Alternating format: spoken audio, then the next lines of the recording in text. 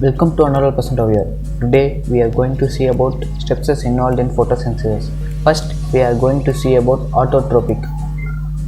What are autotrophs? An organism that uses energy from the sun to produce its own food is called autotroph. For example, plants. Carbon and energy requirement of the autotrophic organism are fulfilled by photosynthesis. Now, what is photosynthesis? The process by which plants use sunlight, water and carbon dioxide to create oxygen and energy in the form of sugar is called photosynthesis.